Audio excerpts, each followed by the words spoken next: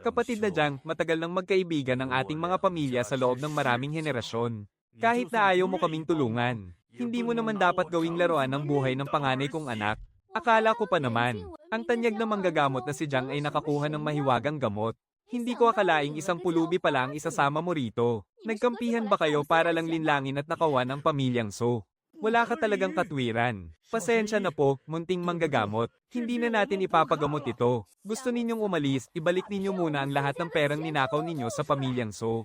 Kung hindi, isusuplang ko kayo sa mga opisyal para maipakulong kayo. Isuplang sa mga opisyal, sige, gawin mo. Sa tingin ko nga, hindi naman namatay sa sakit ang ginang ng pamilyang So, kundi pinatay siya ng kung sino. At ang salarin.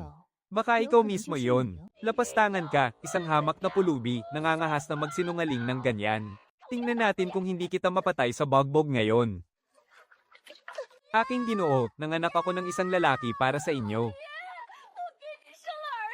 Kahit na wala akong malaking merito, nagpakasakit pa rin naman ako para sa inyo. Papanoorin mo na lang ba kaming mag-ina na saktan ng ibang tao? Kung hindi mo ako talagang opisyal na asawa, paano pa kami makakataas ng noo sa hinaharap? Bilis, tulungan ninyong makatayo ang ginang. Hindi maaari. Maliban na lang kung mamatay ako.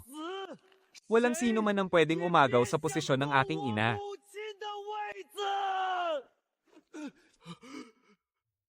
Jinga. Kapatid na Jiang, naging handgal ako kanina. Nagsusumamo ako sa iyo, tingnan mo ulit ang aking panganay na anak.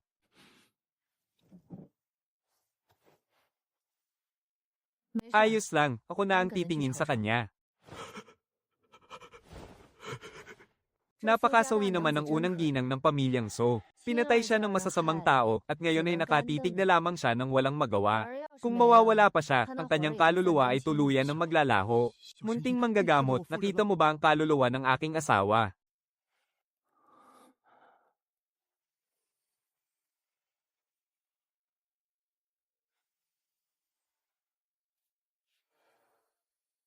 Napatid ang kanyang 7 ugat ng buhay, hindi na siya tatagal ng 3 araw.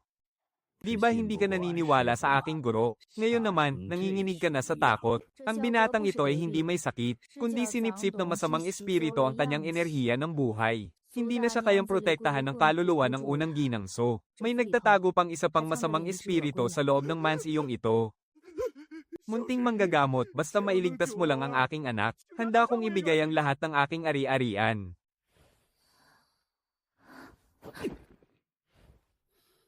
Guro, sandali lamang. Ang pamilyang ito, sila rin ang kumakain ng sarili nilang dumi. Magkasundo muna tayo sa presyo. Magbayad muna kayo bago ko iligtas ang tao. Basta't mailigtas nyo lang ang aking anak. Master, kayo na po ang magtakda ng presyo. Kahit pa ibenta ko ang lahat ng aking ari-arian, handa akong gawin ito. Senyor, kung ang panganay na anak ang inyong itinuturing na anak, bakit, si Hong-er ba ay hindi nyo anak? Ibebentang lahat ang ari-arian natin, hindi mo man lang ba inisip ang kapakanan ni Hong-er? Sino ba talaga siya? Chinga, alam mo naman sa sarili mo ang totoo. Yung batang paslit na si Hener sa mansyon ni So ay hindi talaga dugot laman ng pamilya So. Anak yan ni Concubine Joe sa sarili niyang pinsan. Pinagtaksila ni Concubine Joe si Senior So. Nandito ba sa mansyon ng pinsan niya ngayon? Wala siya rito. May sakit kasi ang punong Katie wala, at babalik din siya agad para tumulong sa pag-asikaso ng mga gawain sa mansyon. Bakit nyo naman itinatanong yan, Master? Ikaw na bata ka, huwag kang mag-imbento ng kwento. Kung magpapagaling ka, magpagaling ka na lang. Bakit nadamay pa ang pinsan ko rito? Kahit ano namang sabihin ko, hindi rin naman naniniwala sa akin ang senyor. Mas mabuti pang mamaalumos na lang kami sa lansangan ng aking anak. Hindi ko naman kailangan ng patunay. Kung ayaw nyo pong magbayad ng ginto, hindi ko rin sasabihin sa inyo ang sikreto tungkol sa pagtataksil ng inyong asawa. Sige lang, palakihin nyo na lang at pakainin ang anak ng iba habang buhay. Ano kaya kung magtungo tayo roon para tignan? Senyor, naku, masamang balita po. Bigla pong nabaliw si Concubine Joe. Humahagulgol siya at biglang tatawa ng malakas. Nangangalmat siya ng kahit sinong hamarang sa kanya. Tingnan niyo po, nakalmo pa nga niya ang aking mukha. Bakit naman siya biglang mababaliw ng walang dahilan? Paulit-ulit po siyang sumisigaw. Sinasabi niyang kinulam daw siya ng mga tao doon sa harapang bakod. At gusto raw siyang patayin. Mabuti nga sa kanya kung mamatay na ang babaeng yan. Senyor Su, bilasan niyo na pong magpunta roon. Kapag hindi kayo pumunta, baka mapalitan na ang inyong may bahay. Ha ha ha ha ha. Huwag kayong lalapit sa akin. Huwag kayong lalapit.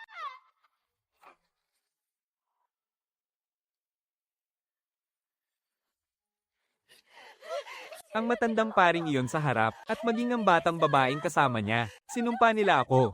Gusto nila akong patayin. Senyor, saklolo, tulungan mo ako, senyor.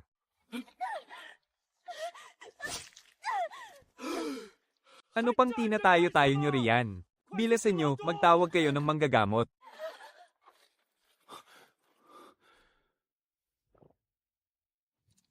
Hindi ko ito kayang gamutin. May gumamit ng itim na kapangyarihan para kontrolin ang kanyang isip at kaluluwa. At ang salarin na nagpakawala ng sumpa ay nandito lang sa loob ng inyong pamamahay. Senyor, narinig mo ba yun? Nalaman ko ang masama nilang balak. Kaya nang matakot silang hindi makakulimbat ng pera, sinumpa nila ako. Kapag hindi mo sila pinalayas, senyor. Talaga bang hahayaan mo lang akong mamatay dito sa harap mo? Manggagamot dong, totoo ba ang lahat ng sinasabi mo? Kung wala kayong tiwala sa akin, humanap kayo ng ibang mas magaling. 20 taon na akong nanggagamot, hindi pa ako kailanman minaliit ng ganito. Senyor, kung mamatay man ako, wala na akong pakialam. Pero paano na ang anak nating si Hea? Talaga bang matitiis mong lumaki siya ng walang ina? Manatili ka lang dito sa kwarto. Huwag kang aalis, kahit saan. Pupunta muna ako sa harap.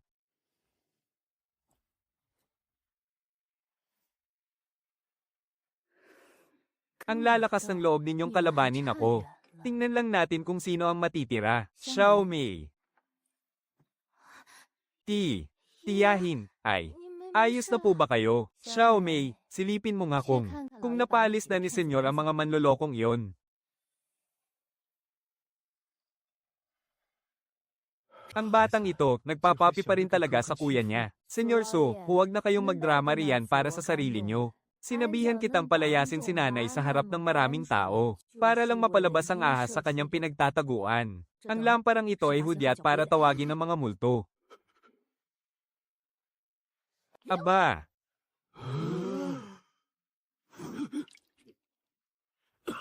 Maganda ang pangangatawan ng master ko. Umakyat. Umakyat na lang tayo sa pader. Ha ha ha ha ha.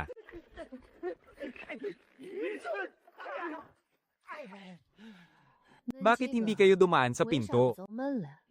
Hindi mo naman sinabing pwede kaming dumaan sa pinto, ah.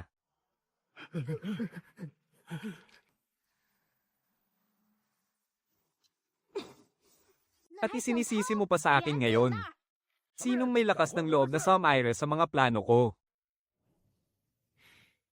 Para turuan ng leksyon ng mga mayayabang na tulad nyo, kaming mula sa Yuntai Temple. Ako lang, sapat na.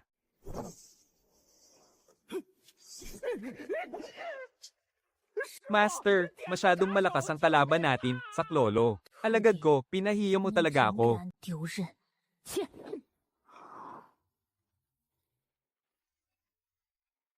Hihihi, ikaw talaga. Matapang ka, ha? Sige nga, subukan mo pang magmatapang. Huwag mo siyang hayaang mamatay sa lamig. Hindi pa nga natin natatanong kung sino ang utak sa likod nito. Ang kamay mo. Ang bagsik ng apoy at yelo. Ginoong Su, napakabait mo naman pala. Sinasabi ko na nga. Si Lei Gushi mula sa Villa Fucking ang nag-imbita sa akin dito. Si Lei San, pinsan ng aking pangalawang asawa. Ginawa ko lang yun para iligtas ang anak ko. Kung ganoon, magsalita ka. Ang pagsipsip ng lakas buhay ng 20 kabataan ang makakapagligtas sa kanya. Nako, kawawa ka namang Hangul, napakagrabeng panloloko ang ginawa sa iyo. Paano naman magagawang magpasa ng lakas buhay ang isang multo sa tao? Ha? Yuan Bao, kasalukuyan akong nag-o-overtime dito. Bakit mo na naman ako pinatawag ng mad alien dito? Diyos ko, siya nga talaga ang hari ng impyerno. Huwag ka ng maraming daldal, alamin mo nga kung ano talaga ang nangyayari sa mukhang ito. Ang anak ni Chen Niang ay nakatakda sanang mabuhay ng 36 na taon. Pero dahil sa kagustuhan mong iligtas siya, pumatay ka ng 19 na tao. Ang lahat ng karmang ito ay napunta sa ulo ng anak mo. Binawasan ng kanyang hiram na buhay ng 20 taon. Ngayon, 5 araw na lamang ang natitira sa kanyang buhay. Pakiusap, Hari ng Impyerno, maawa po kayo. Ipagdasal ninyo na maisilang muli ang aking anak sa isang mabuting pamilya sa susunod niyang buhay. Hindi ko yan basta-basta maipapangako sa iyo. Nandito lang sa tabi ko ang makapangyarihang nilalang na ito. Hindi sulit para sa akin na labagin ang batas para lang dito. Kahit na marami kayong nagawang kasamaan at hindi karapat-dapat kawan. Pero dahil mga hanggal naman kayo, ako na mismo ang makikiusap sa Hari ng Impyerno para sa inyo. Sa oras na iyon, isasaayos ko na maisilang ang kanyang anak sa isang mayamang pamilya. HMPH, sandali, may isa pa rito na kailangang dalhin sa ibaba. Kahit ang trabaho ng mga sundalo ng kamatayan ay napunta na rin sa akin. Bawasan ko ang sahod nila mamaya. Aking asawa. Ikaw nga talaga yan. Chen Yi, nakikita mo, ba ako ngayon? Binuksan ng munting babaylan ang aking paningin sa kabilang buhay. Bakit nakatayo ka lang dyan at hindi gumagalaw? May gumamit ng spell para ikulong si Madam So doon. Master, ano pong kukunin ninyo? Ako na po ang kukuha para sa inyo.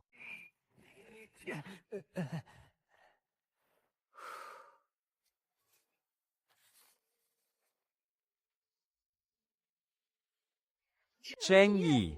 Napakabigat at hindi makatarungan ang pagkamatay ko. Aba, Seniora, nandito rin po si Manggagamot Jiang. Sinasabi ninyong walang lunas ang sakit ko. Hindi ako namatay sa sakit. Pinatay ako ng masamang babaeng si Tia Kiyo. Nilagyan niya ng laso ng aking pagkain. Kung ganoon, bakit walang manggagamot na nakatuklas na nalason ka? Dahil unti-unti niyang nilalagay ang lason, napakaliit lang ng dosis bawat pagkakataon. Para maging mabilis akong mapagod at palaging antukin. Kumuha siya ng sorcerer noon para ikulong ako rito. Para lang hayaan akong panoorin habang pinapatay niya si Junior nang walang kalaban-laban. At makita kang utu-utong nagpapaloko sa kanya. Habang nakikita siyang nagiging bagong seniora ng tahanang ito. Ang babaeng ulupong na iyon. Kayo namang dalawa, pumunta kayo sa likod bahay. At kalad ka rin ninyo rito ang walang hiyang babaeng iyon. Senyor, may patakaran pa ba sa pamamahay na ito? Manahimik kayo, Aling Jiao at Aling Wang. Senyor, bakit niyo ako sinisigawan? Ganyan na nga ang lagay ng anak natin. Nilalaso na naman ba ng mga manlolokong ito ang utak ninyo? Walang hiya, napakasama mong babae. Hindi lang si Madam ang pinatay mo, kundi balak mo ring patayin si Junior. Isa ka ring ina, paano mo nagawang pumatay ng bata? Senyor, huwag po kayong maniwala sa bintangan ng mga manlolokong ito. Sakit po ang ikinamatay ni Madam. Nang magkasakit ang panganay na Panginoon, naghanap ako ng mga manggagamot sa kung saan-saan. Paano naging kasalanan ko pa ngayon at pinalalabas na gusto ko siyang patayin? Ang tibay ng mukha mo, nakakaya mo pang magsinungaling. Oras na para ipakita ang tunay nating kakayahan. Bata ka. O, multo. Senyor, may multo, tulong. Ha ha ha. Sa tingin ko, may multo talaga sa konsensya mo. Sabihin mo, bakit mo ako pinatay? Ate, patawarin mo ako, nagkamali ako. Ate, maawa ka sa akin, huwag mo akong patayin. Maawa ka, ate. Patawarin mo ako. Hindi ko naman ito gustong gawin, hindi ko ito ideya. Ang pinsan ko. Ang pinsan ko ang may gawa. Pinilit ako ng pinsan ko na maglagay ng lason. Siya ang parusahan mo, siya ang hulihin mo. Ngayon alam mo na kung gaano kalakas ang aking master. Bakit mo biglang binanggit ang pinsan mo? Matagal na itong alam ng mabatang babaylan. At kahit nalaman mo, hindi ka rin naman naniwala, di ba? Kung ganoon, anong nangyari sa sakit ni Sujing? Hindi ko siya nilason. Dahil ito sa multo ni ate na nananatili sa mansyon at ayaw umalis. Kaya nagkasakit ng malubha ang panganay na amo. Dadalhin ko siya sa bodega ng kahoy para tignan. Mag-uusap ulit tayo pagbalik mo. Ha? Ha? Ha?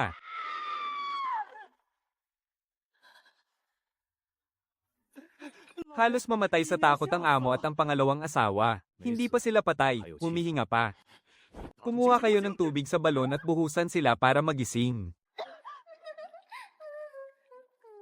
Amo, huwag mo namang sayangin ang napakagandang gabing ito. Ha ha ha, owo. Diring-diri na ang matandang paring may puting balbas. Dawang, mukhang nabaliw na nga si Seniora Joe. Bakit parang pato kung tumawa? Panginoon, hindi po siya baliw. Nagpapanggap lang siya. HMP. Nanonood din ba ng palabas ang Hari ng Impyerno? May paraan ba para magkaroon si Ginang So ng ilang minuto ng kapangyarihan ng isang malupit na multo? Kapag ininom niya ito, magagamit niya ang lakas ng mabagsik na multo para pumatay ng kahit sino na gusto niya. Mas mabuti kung sariling kamay ni Ginang So ang gagamitin para sa kanyang paghihiganti. Chen Yu, natatakot ka ba sa akin? Gusto lang naman kitang yakapin. Pagkatapos ng gabing ito, hindi na tayo muling magkikita pa. Kung tinrato mo lang sana ako ng kalahati ng kabutihang pinakita niya, hindi sana ako makikipagsabuatan sa pinsan ko. Karapat dapat kayong mamatay. Ate, patawarin mo ako, nagkamali ako. Alang-alang sa ating anak na napakabata pa, hindi niya kayang mawala ng ina. May bola-bola na ng karne. Tama, dukutin ang puso niya, siguradong maitim ang puso ng taong yan. Kahit aso, hindi yan kakainin. Bakit parang nag-iba ang ugali niya kumpara noon? Gusto lang talaga ng mga tao na lumaki pa ang gulo. Ina, gusto mo ba talagang pumunta rito si kuya para makita siya? Nangungulila na ba si Don Hee sa kanyang ina? Sinasabi nilang kahit ang mabangis na tigre ay hindi kinakain ng sarili nitong anak. Pero ang Seniora Joe na ito, mas masahol pa sa tigre. Awo!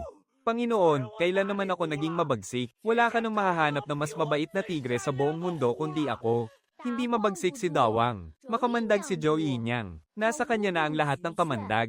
Pero walang mas makamandag pa sa puso ng ginang. Tumalab ba sa pagkakataong ito? Bakit kapag nagmumura ka ng tanga, kailangang idamay mo pa ako? Sige. Ginang So, patayin mo na silang mag-ina ng sabay.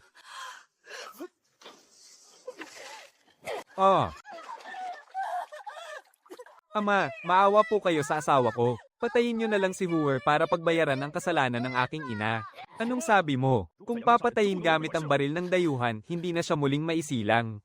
Hoy, matanda ang tawag doon. Ang hindi naghihiganti sa kanyang kaaway ay hindi tunay na Ginoo. Ang hindi naghihiganti sa kanyang kaaway ay hindi mabuting babaeng multo. Kahit hindi na ako muling maisilang. Papatayin ko pa rin ang makamandag na babaeng ito ngayon. Kahit ano pa ang maging kabayaran, kailangang mamatay niya. Huwag po. Junior. Ngayon, papatayin ko si Zhou Yinyang para ipaghiganti ka. Ina, ang anak mo ang maghihiganti para sa'yo. Sana sa susunod nating buhay, ako pa rin ang maging anak mo. Kaya kailangan mong muling maisilang. Sige, nangangako si Ina na sa susunod nating buhay, ipagpapatuloy natin ang pagmamahala nating ito. Hipag, anong nangyayari? Haring Yama, naaalala mo pa ba ang ipinangako mo sa akin doon sa pamilya Chen? Ngayong araw, parurusahan kita. Hayaan mong maging mag-ina pa rin si Ginang So at ang kanyang anak sa susunod nilang buhay. Kaya mo ba o hindi? Kahit hindi mo kaya, gawan mo ng paraan.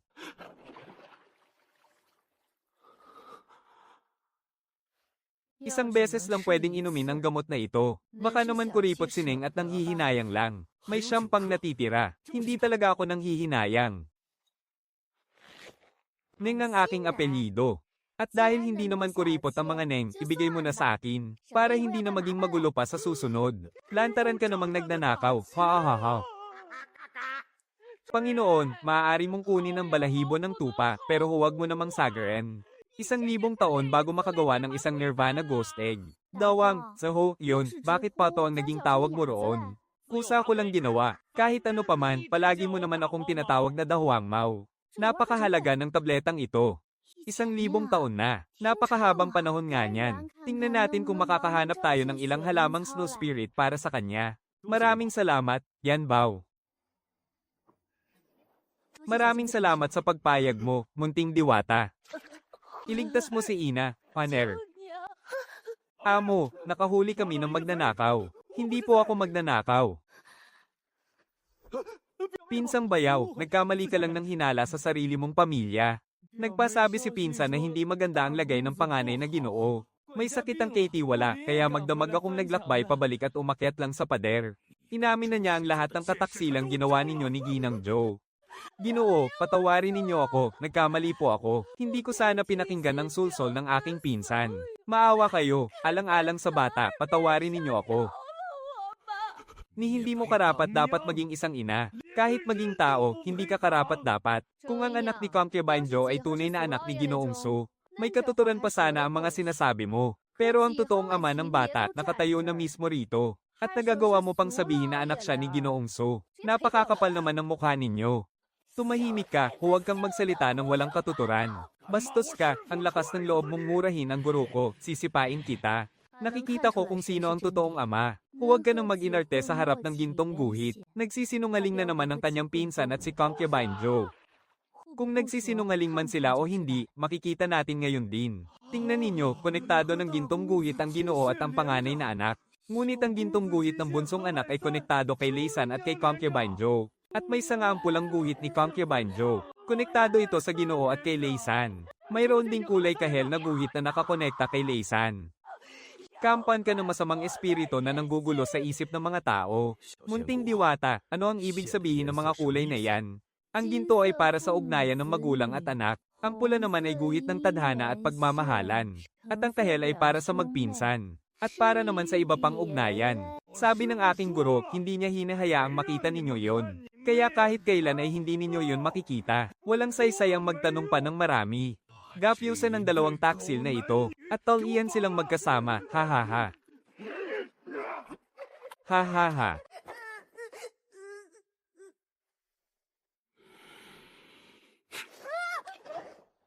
Hindi mo ako ama. Si Laysan ang tunay mong ama. Ama, huwag niyo po akong itakwil. Hindi ko na po ipagmamakaawa si Ina, ama. Amo, ang tanggang batang yan ay isang mangkukulam. Huwag niyong pakinggan ang mga kasinungalingan niya. Si Hua nga ay tunay niyong anak. Suriin natin si Jiheng. Mayroon ba siyang balat na hugis paru-paro? Hindi ko kailanman pinansin yan. Ano naman kung may balat ang bata? 8 sa 10 tao ang mayroon yan. Ano naman ang mapatutunayan yan? Oo nga, bale wala lang ang pagkakaroon ng balat. Pero ang balat sa balikat ni Jiheng ay kamukhang kamukha ng balat sa balikat ni Laysan. Oh, may mapatutunayan na ba yan ngayon? Hilahin pa itaas ang kaliwang manggas ni Laysan. Iyan. Iyan nga. Ang dakilang manggagamot ay tunay na isang immortal. Kaya ba ng mga matang iyan na tumagos sa damit? Ang ganitong tatsulok na balat na hugis paru-paro ay naipapasa mula sa ama tungo sa anak. Maliban na lang kung sila ay tunay na mag-ama. Kung hindi, hindi ito magiging magkamukhang kamukha. Amo, palihim ko pong sinamahan si Tia Jo sa asyenda para makipagkita kay Laysan. Narinig ko silang nagpaplanong nakawin ang kayamanan ng pamilyang Su 2.4. Sinabi rin nilang hindi nyo po tunay na anak ang batang Panginoon 2.4. Dapat nating ilihim ito hanggang sa kamatayan. Ilayo nyo siya. Ayoko na siyang makita, ama. Huwag po, ama. So Chengay, kasalanan ko ba ito? Dinala mo ako sa mansiyong ito pero binaliwala mo lang ako. Kahit ang pagpasok sa silid ko ay hindi mo magawa. Gusto ko lang namang magkaanak. Kung hindi mo lang ako pinilit at nagbanta na magpapakamatay habang lasing ako, hindi kita papapasukin sa pamamahay ko. Ipiit sila sa imbakan ng panggatong. Pagkatapos nito, iulat ito sa korte ng bayan. Guro, hindi ba natin hihintayin ang pagbabalik ni Ginoong So? Bakit pa natin siya hihintayin?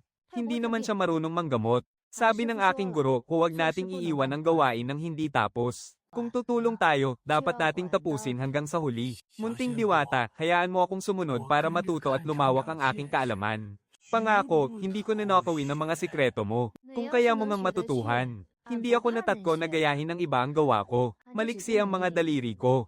Kaya hindi nila ito basta-basta makukuha. Huwag kang malikot. Gising na ang diwa ninyo dahil sa ibinigay kong payeldores. Ate, tutusukan ko po kayo ng karayom. 13 karayom ng yang. Ang malamat na 13 karayom ng yang ni Haring Yan. Kalma lang po, bata akong pinagpala ng swerte. At kung mapatay man kita sa tusok, pupunta na lang ako sa kabilang buhay para bawiin ang kaluluwa ninyo kay Haring Yan. Guzi, Guzi. Guro, saan po ang susunod kong hakbang? Manood kang mabuti, aking disipulo. Pupuntahan ko lang sandali. Saan nanggagaling ang hininga ng buhay na tao? Natural lang, tao kaya ako. Kung walang hininga ng tao, ano yun? Multo. Yan Bao. Bakit ka napadpad dito sa teritoryo ko? Ibinigay niyo sa akin ang medalyong ito nang hindi man lang sinasabi kung paano gamitin.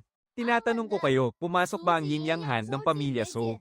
Anong patay? Kunwaring kamatayan lang yun. Kaya kapag natutulog ang iba, pwede na silang makapunta rito. Basta't inisip mo lang na gusto mong bumalik, makakabalik ka na. Sa susunod na wala akong gagawin, bibisita ulit ako rito.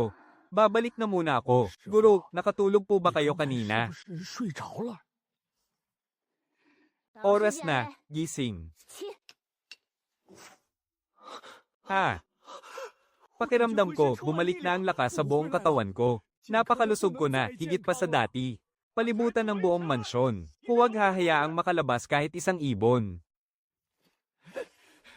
Kagalang-galang, sila po ang gumamit ng maitim na mahika para saktan si Daoist Wei. Nakpin silang lahat. Ginoong Ho, sino ang nagtatangkang sumaire sa aking pamilya so? Kasuklam-suklam na opisyal, kasabwat mo ang banyagang Daoist na yun, no? Sasama kami sa kanila. Titingnan ko kung paano nila babaluktutin ang katotohanan.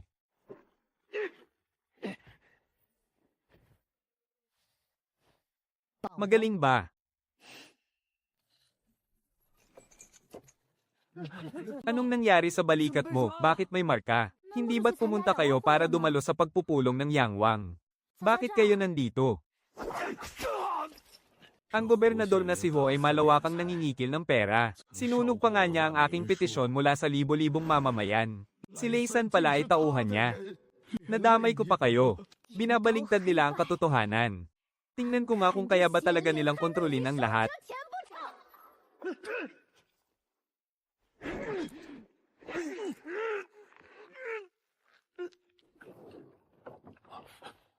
Anong ginagawa nila? Ipinapako nila ang mga tabla.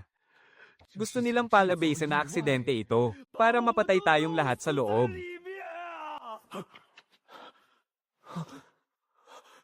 Nako, ang mga pinto at bintana.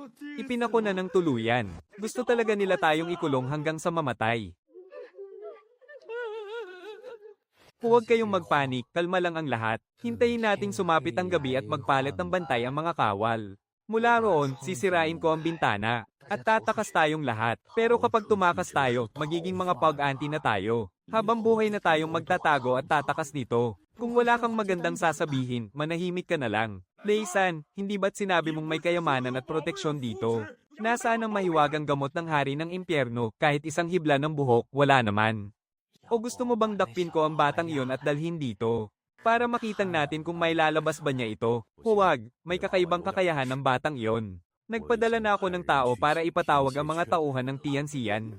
Ginoo, kapag natapos na ang usapin sa pamilya So, maaari mo bang ibigay sa akin ang lupain ng mansiyong iyon? Napakalaki ng iyong ambisyon. Hingin mo na lang yan sa hari ng impyerno. HMP? Sige. Ha? Gising bilis, tumakas na ang sako. Kagalang-galang, nakita niyo ba kung saan yun tumakbo? Hahabulin ko ito. Bakit? Marunong ba siyang maglaho sa lupa? Humihingi po ng odiyensya si Ginoong Huang na galing sa kabisera. Wala akong gustong makita ngayon. Maliban na lang sa mga tao mula sa Tianxian. Napakasipag talaga ni Ginoong Ho sa pag-asikaso ng mga gawain. O baka busy lang siyang maghanap ng naligas niyang mga ngipin sa sahig. Kahit dragon ka pa, matuto kang sumunod sa akin. At kahit tigre ka pa, dapat kang dumapa sa harap ko. Ilabas nyo yan, may nakabaraba sa mga tainga nyo. Itong si Ginoong Ho, kahit sino ay walang kakayahang magpabagsak sa kanya. Mga lapastangan, ganito pala nila ako pinagchichismisan sa likod ko. May malalim akong ugnayan sa pamilya So. Gusto ko lang malaman kung anong krimen ang nagawa nila. Ang kasalukuyang reyna ay pinsan ng ikatlong tiyuhin ng aking lolo. Ang opisyal na ito ay kamag-anak ng maharlikang pamilya. Napakalayo ng emperador, kaya walang makakapigil sa atin dito. Kahit dumating pa ang mahal na emperador, baka walang makakilala sa kanya rito. Hintayin muna nating makabalik bago natin pag-usapan yan. Nilabag ni Ho Kai Liang ang batas dahil sa kanyang kasakiman. Inagaw ang petisyon ng taong bayan na isinulat ni Su Chengai. Ginamit na dahilan ng gobernador Ho ang paggamit daw ng pamilya So ng itim na mahika, na naging sanhi ng ilang buwang kawalan ng ulan sa bayan ng Sikang, kaya ipinahuli niya silang lahat. Ang gumamit ng itim na mahika ay walang iba kundi si Yan Bao at ang kanyang guro. Napakasama ng budi ni Yan Bao para gumamit ng ganoong itim na mahika. Ikinulong ang pamilya So sa loob ng piitan. Ikinulong sila sa tabi ng templo ng Yashen. May nakalatag na mahiwagang porma sayon sa labas. Meow. Meow. Mga pusa lang pala ang nag-aaway.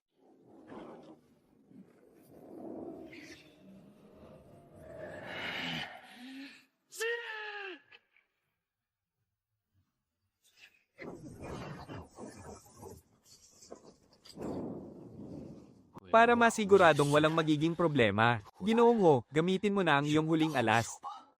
Kasama ang mahiwagang sinturon ng Rui sa loob. Isang pambihirang kayamanan ng sinturong Rui. Hindi ito matutupok ng apoy.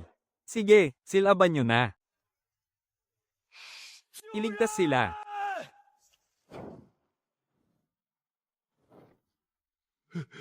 Sumugod kayong lahat ng sabay-sabay. Kapag ginamit ko ang aking mga kamay, ibig sabihin ay hindi sapat ang aking pagsasanay. Oh. Tulong, Gobernador, iligtas niyo kami. Patayin mo sila, at ibibigay ko sa iyo ang lahat ng ari-arian ng pamilya So. Ano ba tong bagay na to? Nakikita ko pero hindi ko matamaan. Hahaha, akala nyo ba makakatakas kayo? Huwag nyo nang asahan. Mahal na Ginoo, ililigtas kita, bumaba ka na rin dito, ha? Tapusin na natin ito ng tuluyan. Ihagis niyo rin silang lahat sa apoy.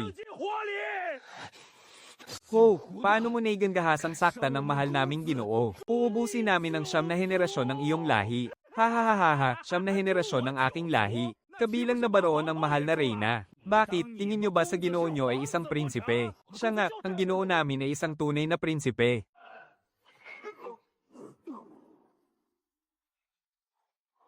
Ang nangyayaring ito, katulad lang ng pagkasira ng forma sayon kanina. Imposible, hahaha.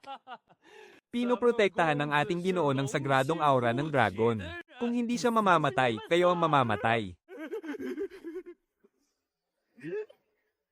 Ikaw.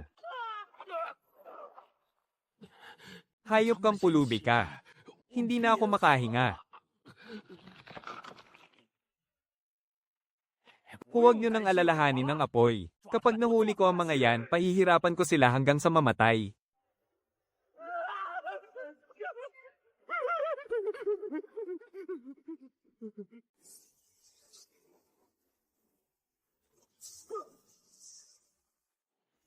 Tatagayin ko ang mga bastardong yan. Iyan ang karma sa kanila. Hahaha. Haha. May multo, bumalik sila para bawiin ang buhay natin. Yuan Bao, Yuan Bao. Ikaw ba yan, bunso? Kuya, ano po yun? Alam ko pong babalik kayo. Mabuti naman at ligtas ka. Akala ko, hindi na kayo muling makikita ni Weiwei. Nakilala pa pala ni Kuya ang kapatid niya noong bata pa. Ang mga mata ng batang ito, hawig na hawig sa kanyang ina. Naaawa talaga ako sa kanya kapag nakikita ko siya. Ano kaya kung HMM? Simula ngayon, si Yan Bao na ang magiging kapatid ko. Ituturing ko siyang parang tunay kong kapatid. Pero, tunay niyo naman talaga akong kapatid, Guro, hindi ka basta-basta pwedeng tumanggap ng kung sino-sinong kuya. Kung ganun, kailangan ko na siyang tawaging tiyong. Tama, tawagin mo siyang tiyong. Mula ngayon, ako na ang tiyong mo. 18.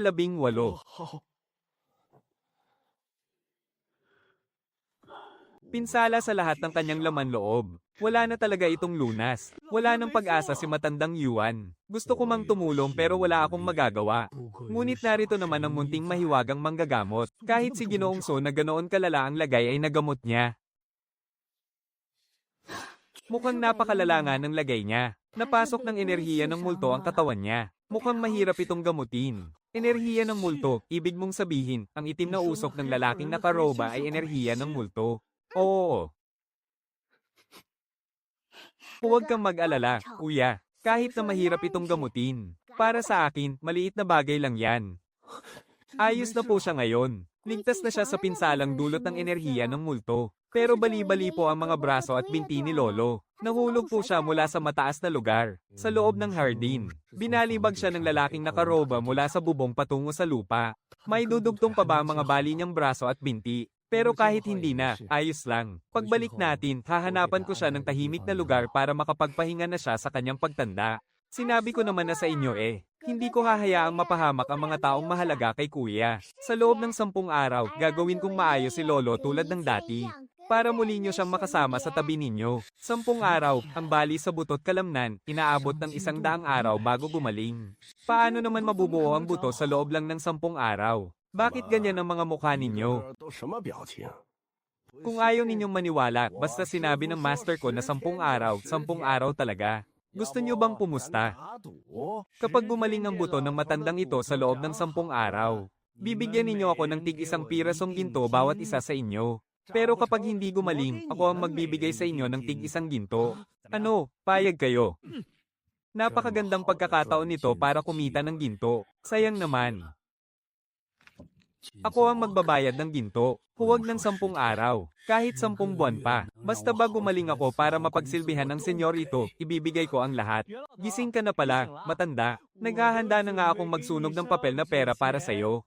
Para masuhulan ko ng maaga ang mga bantay sa kabilang buhay. Ikaw na bata ka, talaga bang gusto mo akong mamatay, ha? Lolo, kumusta po ang pakiramdam ninyo? Maliban sa kaliwang braso ko, at sa nabaling bahagi ng kanang binti ko na medyo sumasakit, wala naman akong ibang nararamdamang masama. Huwag kang matakot, Lolo Yuan. Huwag kang mag-alalang baka isipin naming pabigat ka kaya hindi ka magsasabi ng totoo. Huwag mo nang pilitin ang sarili mo. Kahit naman hindi ka pabigat, sugatan ka pa rin naman, di ba? Kailan ko naman pinilit ang sarili ko? Teka, sugatan din ba kayong dalawa? Bakit hindi nyo agad sinabi? Master, napakahalaga po ng mga gamot ninyo, hindi yan mabibili ng kahit anong halaga ng ginto. Bakit basta-basta nyo nalang pinamimigay? Mga tao sila ng iyong shibo. Siyempre, kapamilya natin sila kaya hindi na kailangang magbayad ng ginto. Kapag nakakakita ka lang ng gwapong lalaki, tinatawag mo na agad na kuya. Baka kung saan-saan na lang tayo makahanap ng shibo niyan. Paano pa tayo kikita ng ginto sa susunod? Kahit nga ang matandang iyon ay payag magbayad ng ginto, bakit ang dalawang ito ay hindi? Gusto ni Yuan Bao ng ginto. Ha, tama, gustong-gusto ng master ko ang ginto.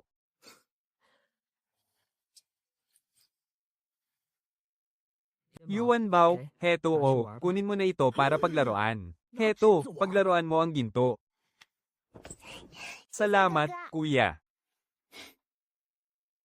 2 gintong bar lang, ganito ka nakasaya. Dapat mas marami pa akong ibigay sa susunod. Huwag nating hayaang maakit at may tangay ng mga taong may masamang hangarin ang aking kapatid.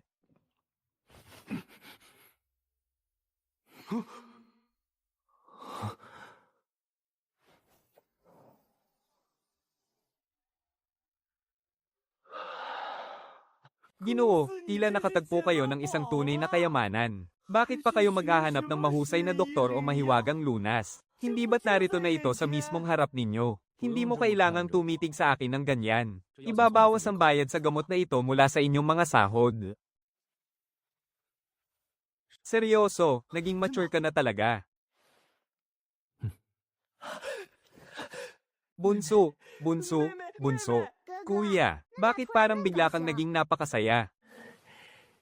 Dahil may kapatid akong tulad mo, bunso.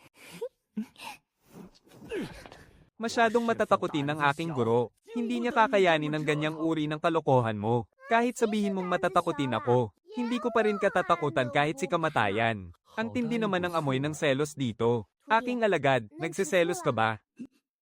Hindi walang ganoong bagay. Sa kanya pa talaga. Sa gwapo pa lang ng lalaking yan, alam ko nang wala akong laban sa kanya. Mukhang mahilig sa itsura ang aking guro. Ang makisig na si Ginoong So. At kapag tinignan ko naman ang sarili kong matandang mukha, nawala na ako ng pabor sa iyo, aking alagad. Kahit medyo may edad ka na, napakamakisig mo pa rin naman. Huwag kang mag-alala, siya ay aking kuya. Kahit disipulo lang kita, gusto pa rin kita. Nalaman kaya ni Guro na tinawag ko siyang asong gala. Guro, hindi ko naman po sinasadyang tama na. Mananatili ka pa rin pangunahing alagad ko, si Yan Bao. Ginoong Huang, nawawala ang bangkay ng lalaking nakaitim na kapa doon sa hardin. Hindi kaya buhay pa ang lalaking nakaitim na kapa at kusang tumakas. Hinding-hindi yan mangyayari. Kahit ang mga immortal ay hindi makakaligtas sa kidlat ng kalangitan. Ano pa kaya ang isang ordinaryong taong nakikipag-ugnayan lang sa mga multo? Kidlat ng kalangitan, bunso, paano mo nalaman ang tungkol doon? HMPH, ang aking guro kaya ang nagpababa ng kidlat na iyon mula sa langit. Paano namang hindi iyon malalaman ng aking guro? Ang mga tao talaga sa pamilya So, paano siya nakaligtas sa malaking lawa nang walang kahit isang galos? Dahil din kaya ito sa kapatid niyang babae. Pupunta kami ni Li Chen para tignan. Ginoo, totoong nawawala ang bangkay ng lalaking nakaitim na kapa. Hinanap na po namin sa lahat ng posibleng lugar pero wala talaga dun. Pumunta ka sa Fuyang. Sabihan mo silang pumunta rito para hawakan ang sitwasyon. Maaari kayang ito ang kapangyarihan ng mahiwagang puting agila. Ginoong Huang. Huang, huwag mong sabihin. Mula siya sa pamilya ng emperador. Ginoong Huang, patawarin ninyo ang isang hamak na tulad ko dahil hindi ko kayo agad nakilala. Walang anuman yon, Ginoong So, huwag na po kayong maging formal. Dumaan lang naman ako rito. At hindi ko naman pwedeng pakialaman ang mga bagay rito. Pero hindi na magtatagal. Magpapadala ang palasyo ng mga mag-iimbestiga para siyasating mabuti ang kaso ni Magistrado Ho. Sa oras na yon, isumbong mo ang lahat ng kawalang katarungang ginawa sa inyo. May darating na mga opisyal. Hindi ba't mauuwi lang ulit yon sa wala? Bakit? May mga opisyal na ba rito dati para mag-imbestiga? Naiintindihan ko ang inyong pag-aalala, naisip ko na rin yan. Sa pagkakataong ito, hinding-hindi na makakatakas si Magistrado Ho. Pagbalik ko, ipapaliwanag ko kay Ama ang sitwasyon dito. Upang ang mismong Dali Temple na ang direktang mamahala rito. Maliban na lang kung kayo mismo, Ginoong Huang, ang personal na hahawak nito.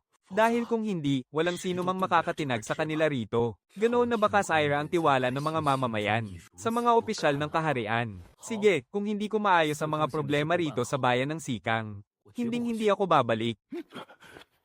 Kuya, magiging opisyal ka na ba? Mas mataas pa ba kaysa sa posisyon ni Panginoong Ho? Wala namang kahit anong posisyon sa pamahalaan ng kuya mo. Kaya pala napakabuhay ng usapan ninyong dalawa. Kuya, hindi na ba tayo pupunta sa lambak ng Yawang? Ngayong kasama na natin ang kapatid mo, hindi na natin kailangang pumunta sa lambak ng Yawang. Pumunta ba kayo sa lambak ng Yawang para hanapin ako? Kung sa bagay, tama ka. Sabi kasi ni Master, pupunta raw sina Ama at Ina sa bayan ng Yunchen para hanapin ako. Pero bakit si Kuya ang dumating? Master, sigurado ba talaga kayo sa hula ninyo? Kuya, pero gusto ko sanang pumunta sa lambak ng Yawang para sumali sa pagtitipon ng Yawang. Bakit mo gustong pumunta roon, kapatid ko? May hinahanap ka bang tao o partikular na gamot doon? Hindi ba't kayo mismo ang nagsabi na kailangan nating manalo sa pagtitipon ng Yawang? Sapat na ang sumikat para maging tanyag sa buong mundo. Aking kapatid, para saan naman at gusto mong maging tanyag sa buong mundo? Para palaganapan ng templo ng Yuntai, syempre. Sabi kasi ng aking guro, aasa raw sa akin ang pag-unlad at pagpaparangal sa templo ng Yuntai. Isang dalaga ang gagawa niyan. Anong klaseng guro at templo ba yan? Dahil gusto mong pumunta, aking kapatid, tiyak na sasamahan kita doon. Senyorito Huang, kung aalis kayo, paano naman ang mga usapin dito? Sasamahan ko lang ang aking kapatid sa pagtitipon ng hari ng gamot. At babalik din kami pagkaraan ng ilang araw. Ang mga usapin naman dito, ipababantayan ko muna kay Yuan Zhang.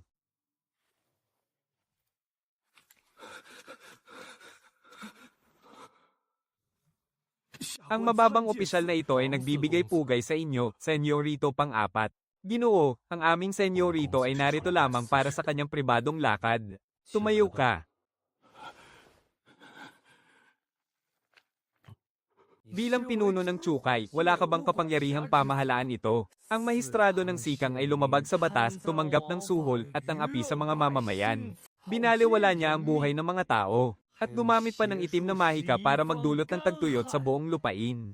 Ano ka ba, isang makapangyarihang dragon o isang mahinang hipon? Senyorito pang-apat, humihingi po ako ng pangunawa, hindi po sa ayaw kong makialam ang mababang opisyal na ito. Kundi talagang hindi po ako nangangahas na makialam. Kung hindi mo pala kaya, paano mo pa nagagawang maupo ng marangal sa posisyong iyan? Kawalang kaya ko po, mahal na senyorito. Wala po akong kakayahan. Ngayon, inililipat ko sa iyo ang kaso ni Magistrado Ho. Kung paano mo ito lilitisin. Ikaw na ang baalang magpasya. Kung nilitisin ko siya at biglang makabawi si Magistrado Ho, isisiwalat at ibibintang sa akin ang lahat ng kasalanang ito. Pero kung hindi ko naman siya lilitisin, wala naman akong maisasagot sa senyorito. Hindi ba't parang pinatay ko na rin ang sarili ko nito? Sinasabi mo bang hindi mo nangangahas na tanggapin ito? Kawalang kakayahan ko po talaga, senyorito. Napakalawak ng sakop ng kasong ito. Huwag kang mag-alala, pansamantala mo lang naman itong hahawakan. May darating din para pumalit sa iyo pagkaraan ng ilang araw. Palayain mo muna ang buong pamilya so at pauwiin sila. Kung ganoon, patatigilan ko na lang ito hanggang sa dumating ang papalit sa akin. At kung paano man nila lilitisin yun pagkatapos, wala na akong kinalaman doon. Masusunod po, mahal na senyorito. Sino ba ang taong yon? Mukhang takot na takot siya kay kuya. Napakagwapo naman ni kuya, bakit ka naman matatakot sa kanya? Kuya, kailan ba tayo aalis? Aalis din tayo kapag naayos na ni kuya ang mga kailangan dito. Kuya, may napakalaking maitim na enerhiya sa ibabaw ng ulo niya. Malas na malas siya niyan. Aba, marunong din palang tumingin ng kapalaran ng kapatid mo. Sobrang tumpak ko kayang manghula. Kung ganoon, tingnan mo nga kung anong aura ang nasa ibabaw ng ulo ni kuya. May taglay na aura ng dragon si kuya. Ang may ganiyang aura ay maaaring nagmula sa lahi ng mga emperador. O kaya naman ay magiging emperador mismo. Kuya, magiging emperador ka sa hinaharap. Kung ganoon, hindi ba't magiging kapatid ako ng emperador? Huwag kang basta-basta magsalita ng ganyan. May narinig ka ba kanina? Wala pong narinig si Xiaogo. Kung totoo ang sinasabi ng batang ito, dapat na ba akong pumanig sa kanya? Pero, salita lang naman ito ng isang bata. Munting master, kung maaari ko pong itanong, may paraan ba para maalis ang maitim na enerhiyang ito sa ibabaw ng ulo ko? Nene, kaya mo ba itong resolbahin?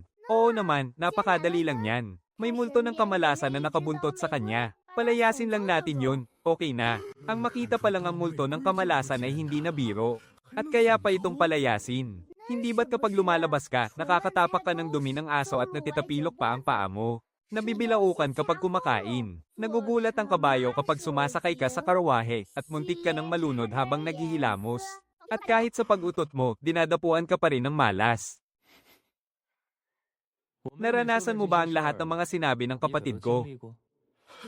Lahat yan naranasan ko, lahat yan. Kanina nga lang habang papunta rito, habang tumatakbo ang kabayo, biglang nabali ang paa nito. Gamulong ako pababa mula sa likod ng kabayo. At hanggang ngayon, masakit pa rin ang tuhod ko. Nene, sige na, tulungan mo na siyang maalis ang kamalasang yan.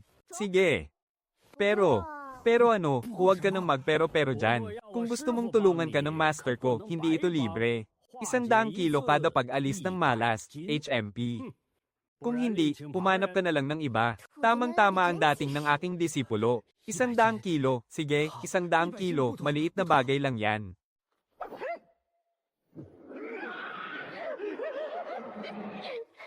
Sabihin mo nga, bakit mo siya sinusundan? May alitan ba kayo sa isa't isa? Hindi ko siya kilala at wala kaming atraso sa isa't isa. May nag-utos lang sa akin na sundan siya. Sino? Si Yuan King ba na tauhan ni Taiyang Zaya? Marami siyang kinokontrol ng mga pagong na katulad ko upang magtrabaho para sa kanya. Si Master Yin Yuan King. Si Yin Yuan King yung nakaitim na lalaking namatay dahil tinamaan ng kidlat. Yung bigla na lang nalaho ang bangkay. Siya nga. At may kinalaman din doon ng selyo ng Diwa Tang Fox. At sino naman ang nag-utos kay Yin Yuan King? Ipagtapat mo na ang lahat ng nalalaman mo. Kahit ano ay sasabihin ko. Kahit ano. Ang pangalawang asawa ni GZ4 ay napakaakit-akit talaga. Ang katawan niya, ang dibdib niya. Sobrang ganda talaga, tumahimik ka. Aray, aray, aray. Pero sabi mo kahit ano ay gagawin mo, di ba? Malinis at inosenteng dalaga pa ako. At nakuha mo pang sabihin ang ganyang mga bagay nang walang kaiya-hiya. Ha ha ha.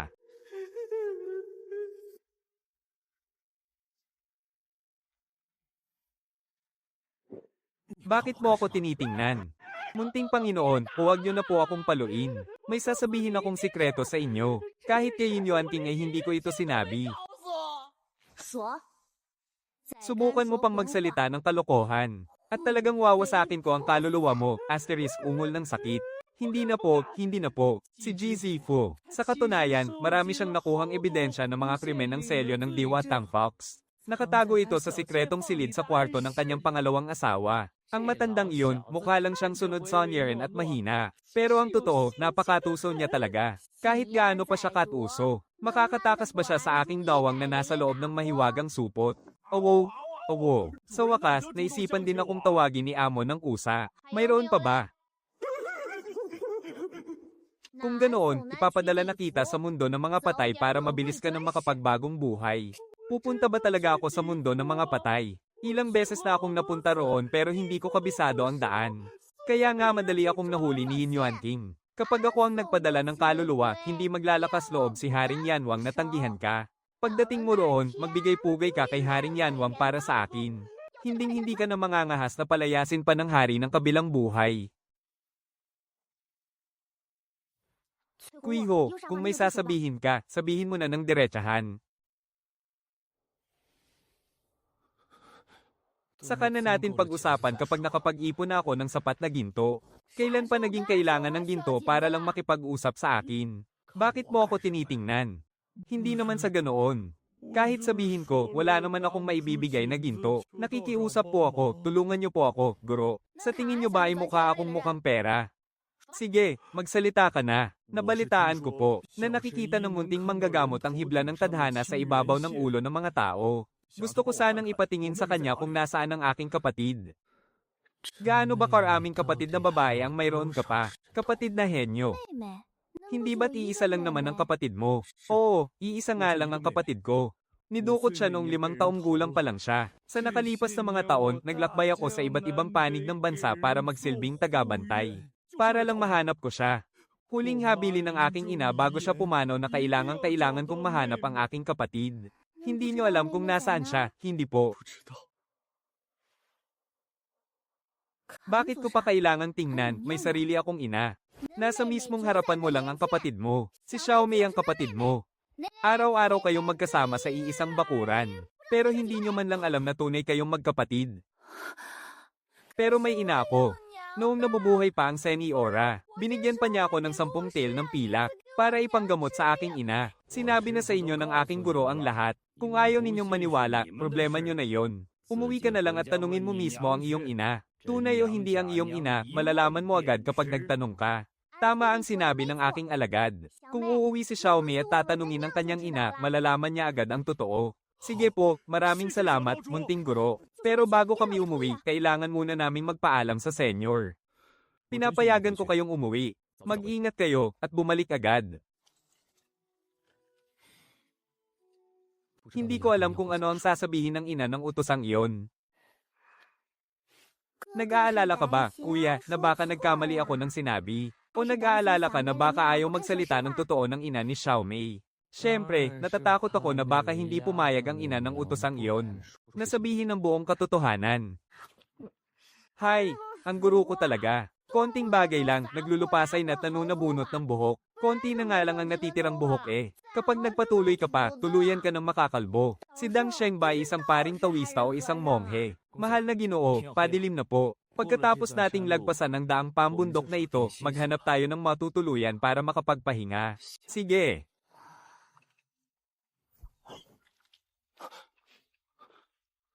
Fuzzy, mag-ingat ka, may mga mamamatay tao. Hinaan mo ang boses mo, baka magising ang kapatid ko.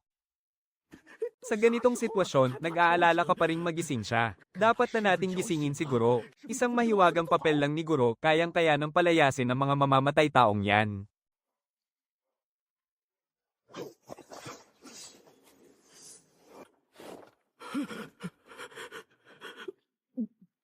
Mahal na Ginoo, anong uri ba ng kaaway ang binangga ninyo?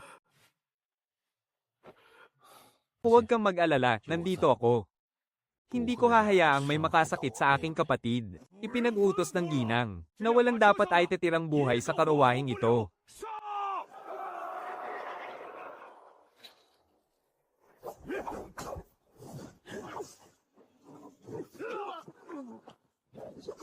Sa lagay ninyong yan, kayong mga hamak na basura, ay makakalapit sa karuwahe. HMPH, mamatay muna kayo at isilang muli. Ganoon ba, napakayabang mo naman. Kung ganoon, ipapakita ko sa iyo, kung paano kayong lahat kasama ang karuwaheng ito, ay mawawasak sa aking mga kamay. Mabahong hininga ba kamo? Kumain ako ng sibuyas, bawang, kutchay, at mabahong tofu kaninang tanghali. Tingnan lang natin kung hindi ka mamatay sa baho. Li Chen, ipaubaya ko sa iyo ang mga nakaitim na lalaking iyan. Napakadali lang yan, kahit magdala ka pa ng 10 o 8 pa, kayang-kaya ko silang ubusin.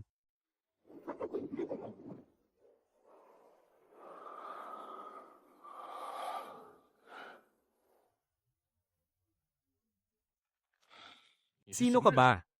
Ha ha ha, natatakot ka na ba? Huli na. Nang sirain ninyo ang kapangyarihan ng kapatid kong si Yin, itinakda na kayong mamatay. Si Yin Yuanqing, ang tinutukoy mo ba ay si Yin Yuanqing? Hindi siya namatay. Uminom siya ng mahiwagang elixir ng aming sekta ng Sky Scorpion, para lang may salba ang kanyang buhay. Ikaw pala ang nagpabagsak ng makalangit na kidlat na tumama sa aking kapatid. Ako nga, ano ngayon? Gusto mo bang maranasan ang bagsik ng makalangit na kidlat na iyon? Kung kaya mong magpabagsak ng makalangit na kidlat ngayon, ako mismo, si Liu Chengchen, ang kikitil sa sarili kong buhay sa harap mo. Sige, sige, sige, kung ganoon, mamatay ka na ngayon. Lumayo kayo sa karawahe. Huwag mong patalsikin ang dugo sa sasakyan, malas yan. Ha? Ha? Ha ha ha. Kayong mga taga-TNIK, para ba kayong linta na kapit ng kapit? Saan man ako pumunta, nakabuntot kayo. Wala na ba talaga kayong ibang magamit, kaya pati ang isang maliit na batang babae ay kinaladkad nyo rito para lang may pampuno. Para sa batang lalaking yan, hindi na kailangan ng iba. Ako lang mag-isa, sapat na. May likas na banal na katawan pala ang batang ito, ha ha ha. Tiyak na mabubusog ang mga multo ngayon.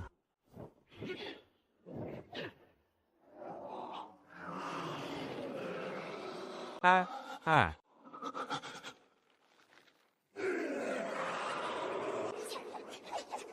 Alis, alis, alis, alis. Guro, mukhang nabuksan yata ang pinto ng impyerno. Bakit napakaraming multo? Ano bang klaseng pinuno ng impyerno ang hari ng impyerno? Hindi man lang niya alam na nabuksan ang sarili niyang pintuan.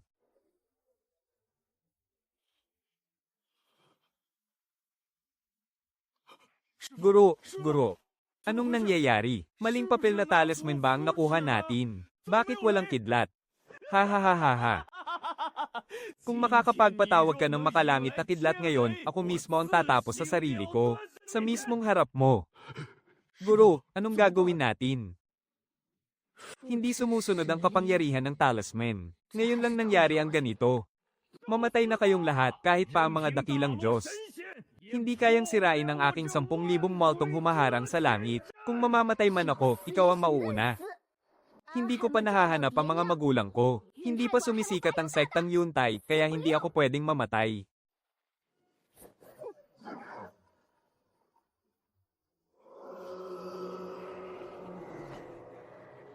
Ihagis mo lang, HMP. Tingnan natin kung gaano karaming talisman ang mayroon ka. Tiyak na mauubos din yan. Kapatid, umalis ka na muna. Kami ni Li Chengwei ang haarang sa kanila para sa iyo. Aking kapatid, may hiling ang iyong kuya. Kapag nakaligtas ka na, hanapin mo si Yuanzong. At sabihin mong iuwi ka niya para gamutin ang aking ama. Kuya, huwag mo namang sabihin niya na parang huling habilin. Kakahanap ko lang sa iyo, hindi ko hahayaang may mangyaring masama sa iyo.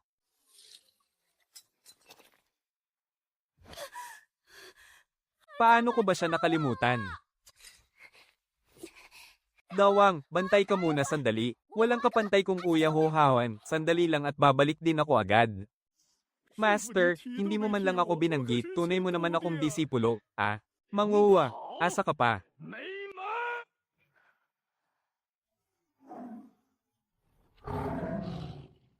Ang isang piraso ng mahiwagang papel ay tumitimbang ng 100 kilo. Pera kaya lahat yan. Nanghihinayang ako dahil napakaraming pilak ang itinapon ni Master. Hayaan mo na, sa sobrang panghihinayang ay manhid na ako. Amo ko, bakit hindi ka pa po bumabalik? Hindi ko na kayang makayanin to. Ha ha ha ha ha. Ngayon, tingnan natin kung may mahiwagang papel ka pa. Mamatay ka na, sinong nagsabing wala, meron pa ako rito, oh.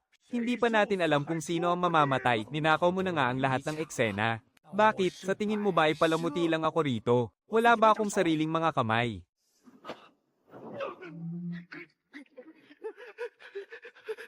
Yuan Bao, Yuan Bao. Maaari naman nating pag-usapan to ng maayos, dahan-dahan lang. Huwag ka nang magalit, kakausapin kita ng maayos. Tingnan mo nga ang sarili mo, ganyan ba talaga kumilos ang isang hari ng impyerno?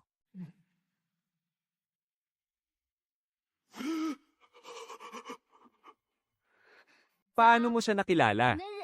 Hindi, hindi ko siya kilala. Pero kilala ko ang bandilang hawak niya. Ang 5 kulay na bandila ng utos. Sino ka ba talaga? Bakit nasa iyo ang bandila ng kanluran at hilagang? Hari ng mga multo. Bakit nandito ang hari ng impyerno? Ipinatawag ba talaga ng batang iyon ang hari ng impyerno? Bakit takot na takot sa kanya ang hari ng impyerno? Magsalita ka, paano mo nakuha ang bandila ng utos ng hari ng mga multo? Kahit patayin pa ako, hinding-hindi ko ipagkakanulo ang 2 hari ng multo ng kanluran at hilaga. Hindi ko maaaring sirain ang koneksyong pinaghirapan kong makuha. Mas mabuti ngang hindi na lang siya magsalita. Dahil kung ipagsasabi niya sa harap ng lahat na nakikipagsabuatan sa tao ang 2 hari ng multo, mananagot ako sa pagpapabeya sa aking tungkulin. Palalampasin pa ba ako ng senyoritang ito?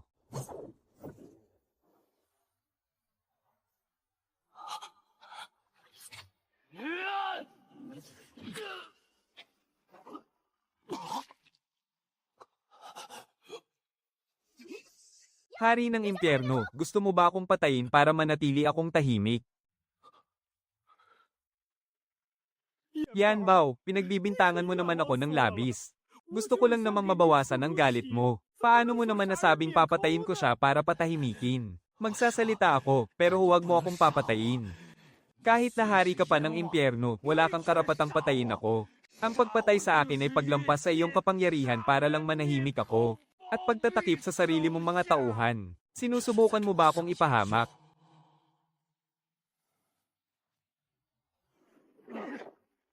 Yung Leo na yon, akala mo kung sinong kapatid kung makipagkaibigan sa atin. Pero nilasing pala tayo para nakawin ang medalyon natin. Gusto mo ba kaming mapatay? Hindi ko yon ninakaw. Kusang loob ninyo namang ipinahiram sa akin yan. Tama ang sinabi ko, di ba? Nakikipagsabuatan talaga sa tao ang mga multo mula sa kabilang buhay. Mahal na hari, kami po. Bilang mga hari ng mga espiritu ang makipagsabuatan sa tao para manggulo sa daigdig. Anong kaparusahan ang nararapat sa inyo? Maniwala kayo, mahal na hari, hindi talaga kami nakipagsabuatan sa kanya. Ito ang medalyong ninakaw niya. Ninakaw niya lang yan mula sa kabilang buhay. Sige na, ayos na yan. Ang gulo ninyo sa kabilang buhay, doon ninyo lutasin. Ayokong pakinggan yan. Sandali lang. Yan Bao, may iba ka pa bang nais ipag-utos? Patanjin nga nung Pulse Ares na yan. Sabi ko naman sa'yo, huwag kang magdadala ng mamahaling gamit. Bakit dinala mo na naman ang mahiwagang Pulse Ares?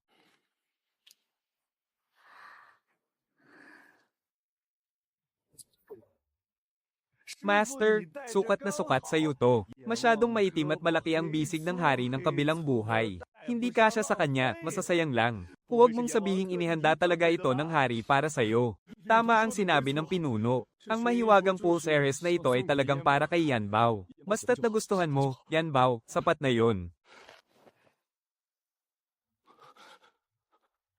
Bakit? Nanghihinayang ka ba? Kung magkakaroon ka ng 2 tauhang katulad nila, talagang sasakit ang puso mo.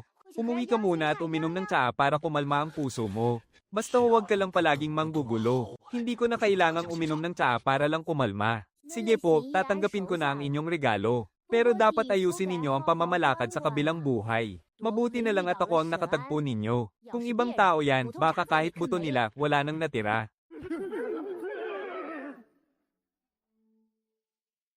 Nakalimutan mo na ba ako?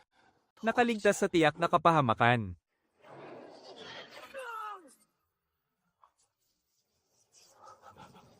Lintek, saan naman nanggaling ang kidlat na yan? Hindi ba't sabi mo, magpapakamatay ka kapag nagpatawag ka ng kidlat mula sa langit?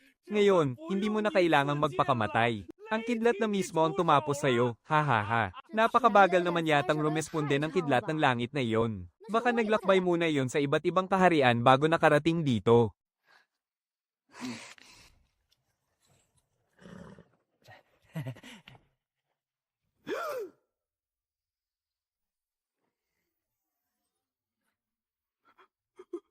Hindi maaari. Ay isa itong tigre. Baka magtakbuhan sa takot ang lahat ng tao sa tindahan ng libro. Kasalanan mo itong lahat, nasaan na ang gilas mo ngayon?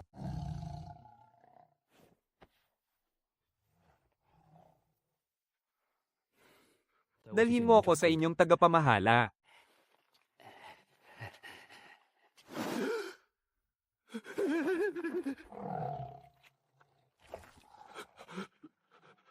Ginoong Huang. Sigurado po ba kayong hindi nangangagat ang tigreng ito? Huwag kang mag-alala, mas masunurin pa yan sa alaga mong pusa. Amo, hindi ba't para lang naman akong munting pusa sa inyo? Hahaha.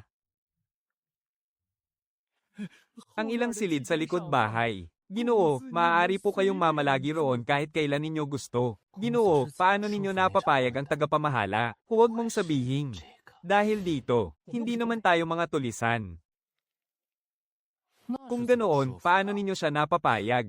Ang hina naman ng ulo mo. Siyempre, dinaan ko sa pilak at binili ang buong bahay tuluyan.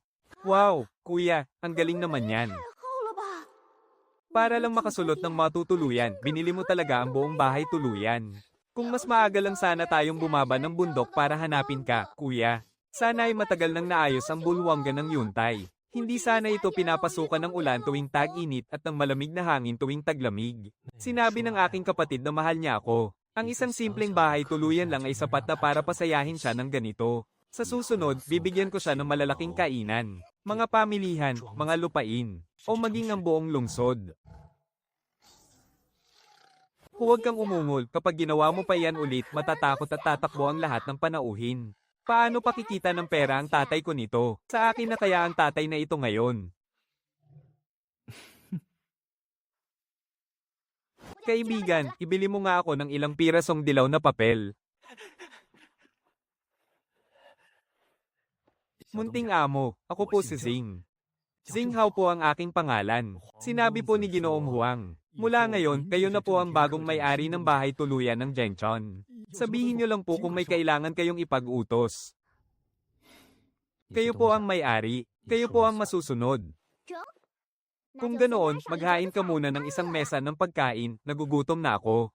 Pasensya na po, hindi ko agad iyon naisip. Ihanda ko na po agad para sa munting amo. Ang pinakamasarap na pagkain. Bakit? Kulang ba ang ibinayad naming pilak?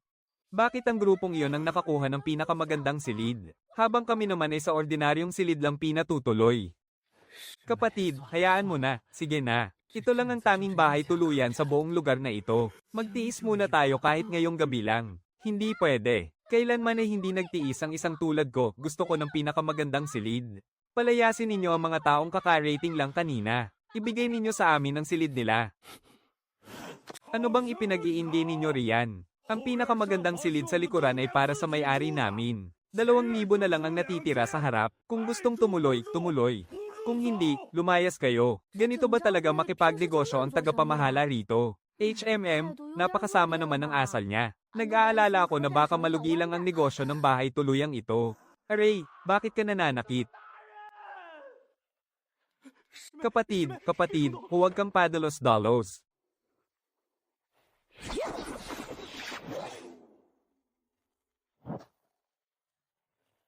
Bitawan mo nga ako.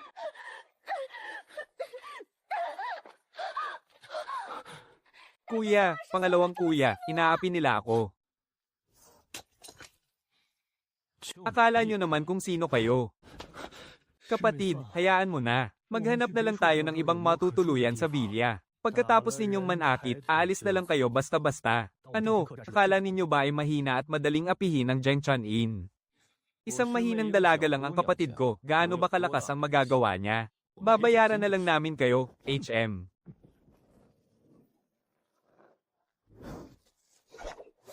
Oh.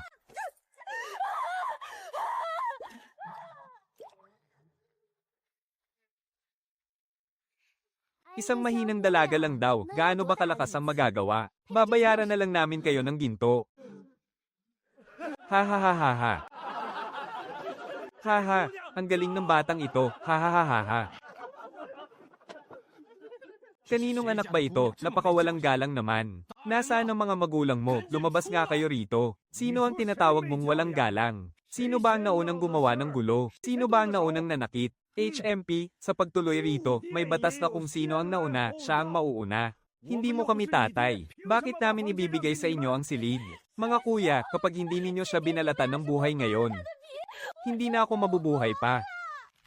Sino ang tinatawag mong walang galang? Sino ba ang naunang gumawa ng gulo? Sino ba ang naunang nanakit? HMP, sa pagtuloy rito, may batas na kung sino ang nauna, siya ang mauuna. Hindi mo kami tatay. At bakit naman namin ibibigay sa inyo ang silid na to?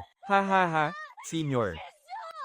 Kung hindi ninyo babalatan ng buhay ang taong yan ngayon, ayoko na ring mabuhay. At kayo pa talaga ang may ganang magparaya. Aba, aba, aba. Kapag masyado mong ang binigyang halaga ang aso, nag-aasal leon na. Ha. Ha ha ha. Ha. Akala nyo ba matatakot nyo kami sa pagpapakawalan ng tigre? Kapag kaming mga tagalambak ng batong dragon ay pumadyak, yayanig ng husto ang buong lupa. Sige nga, huwag ka nang pumadyak, tumalon ka na lang ng diretso. Tingnan ko lang kung yayanig nga ang lupa. HMPH, akala mo ba ikaw ay isang dragon ng lupa? Nasa isang ikot mo lang ay mayayanig na ang lupa. Lambak ng batong dragon, hindi ko pa narinig yan. Kami ang lambak ng dragon ng apoy. 3 taon na kaming sunod-sunod na nagkampiyon sa pagtitipon ng mga hari ng gamot. Alam nyo ba kung ano ang ibig sabihin yan? Ibig sabihin, ang lahat ng sekta sa buong mundo ng martial arts ay nagkukumahog na makipagkaibigan sa amin. Ang kalabanin ng aming lambak ng dragon ng apoy ay nangangahulugang kalabanin ng buong mundo ng martial arts. Hinding-hindi na kayo makakahakbang ng malaya kahit saan.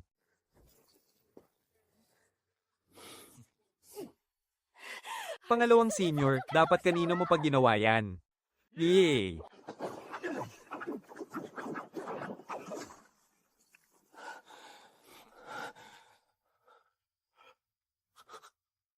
Sa mga taong iyon, hindi natin sila hahayaang manalo.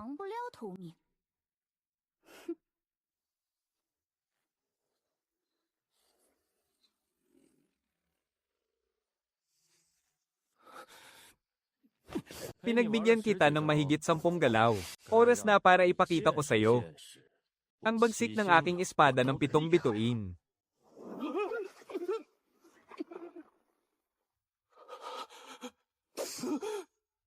Ano?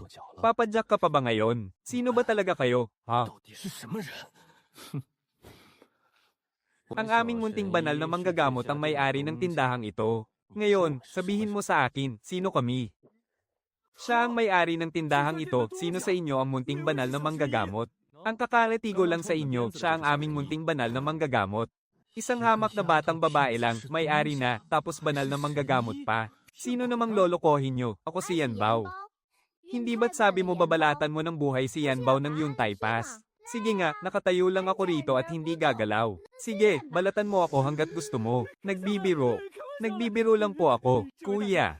Pwede naman nating pag-usapan to ng maayos. Ilayo mo muna yung patalim. Masyadong marahas kung dadaanin sa patalim. Noong una, wala akong balak patulan kayo. Pero dahil sinimulan nyo na, tatapusin na natin to ng maayos.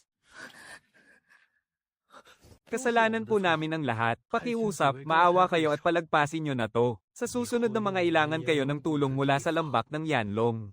Gagawin ng lambak ng Yanlong ang lahat para tulungan kayo. Kuya, bakit ka tumahimik ka? Bunso, kailangan pa nating magtungo sa lambak ng Yawang. Naghihintay sa atin siguro. Huwag ka nang maghanap ng gulo. Sige, maaari ko kayong palagpasin. Pero may dapat kayong iwan dito. Kung hindi, walang sino man sa inyo ang makakaalis.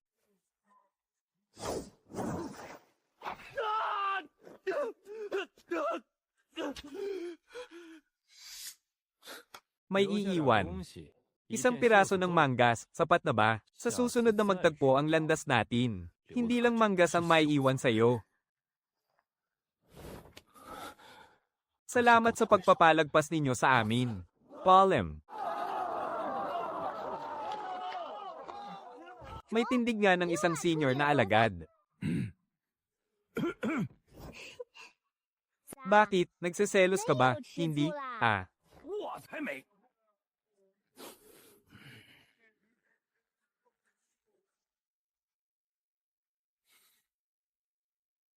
Lambak ng Yanlong. 3 taon ng sunod-sunod silang nangunguna sa pagtitipon ng yawang. Sa susunod na mga taon, sisiguraduhin nating hindi na sila manggana.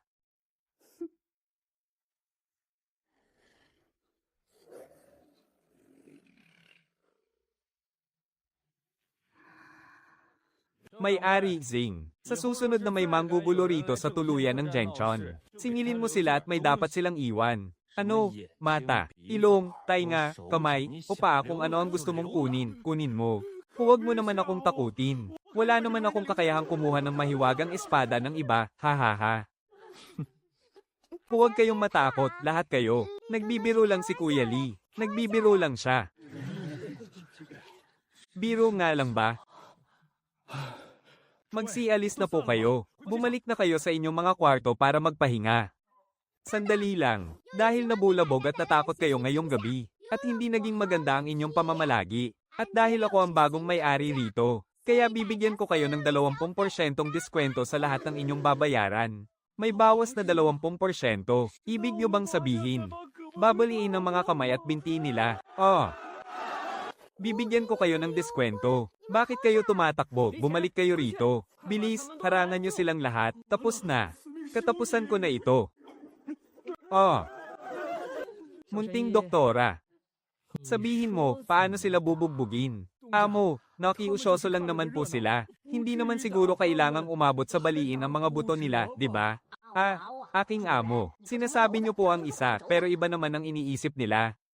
Kapatid ko, mukhang nagkamali sila ng intindi sa sinabi mo.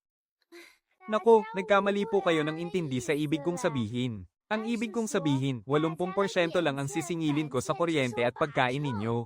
Hindi ko po ibig sabihin na bubugbugin ko kayo. Ang ibig pong sabihin ng ating amo, may bawas na 20% sa kuryente at pagkain ninyong lahat. Ay! Bakit naman nagkaroon ng ganitong kalituhan? Hay! Ngayon, maaari na kayong bumalik at magpahinga.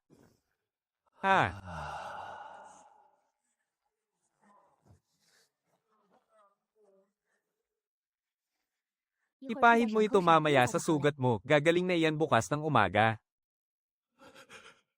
Maraming salamat po, munting amo. Ihanda ko na po agad ang pagkain ninyo. Maaari ka bang gumawa ng isang talisman para sa swerte at kayamanan? Kapag sinunog na natin ang talismang papel, dadaloy sa akin ng walang humpay ang napakaraming ginto at pilak. Masisiguro kong magiging munting donya na ako niyan. Tao po, may tao ba rito? Kung walang tao, ibig sabihin walang may-ari nito at ligaw na halaman lang ito. Huwag kang mag-alala, ayos lang yan. Kaya ng mahiwagang supot na ito na iimbak ang buong hardin ng mga halamang gamot. Anong anino ang dumaan doon? Bahala na, ilalagay ko muna ito sa mahiwagang supot.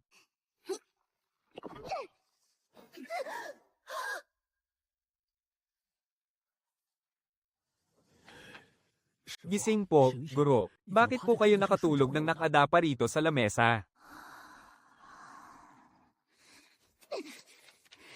Bakit hindi ka matulog ng maayos sa silid mo? Ano ba ang ginagawa mo rito? Naparito po ako para gisingin kayo para mag-almusal. Napakalaki ng kama mo, sayang naman kung hindi mo hihigon. Palagi na lang akong kinokontra ng matandang may mahabang balbas na ito. Bakit naman magiging sayang kung matutulog ako sa kama ko? Master, bakit parang may naamoy akong mga halamang gamot? Lumabas ka ba kagabi para maghukay ng halamang gamot? Sobrang pagod ko nga, wala na akong lakas kahit humigaman lang sa kama. Paano naman ako makakapaghukay ng halamang gamot? Sino ba namang maghuhukay sa kalagitnaan ng gabi, may makikita ba roon? Master, gumuhit ka pala ng napakaraming mga talisman kagabi, kaya naman pala nakatulog ka na lang dito sa ibabaw ng mesa.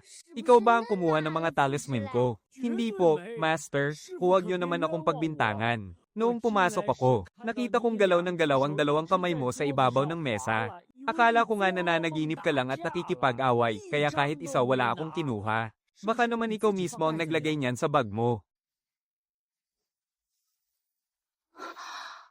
Nang sleepwalk ba ako kagabi para maghukay? Imposible, wala namang kahit anong pwedeng paghukayan sa daan. Teka, posible kayang nakuha ko talaga ito sa panaginip ko. Master, sabihan mo pa na hindi ka naghukay ng halamang gamot. Pumunta ka sa kagubatan ng dilim sa kabilang buhay. At hinukay mo ang halamang dugo ng diwa ni Haring Yama. Kapag nalaman yan ni Haring Yama, siguradong mamamatay siya sa panghihinayang. 1,000 taon bago sumibol ang isang piraso niyan. Imposibleng nakuha mo ito roon, mukha pa nga itong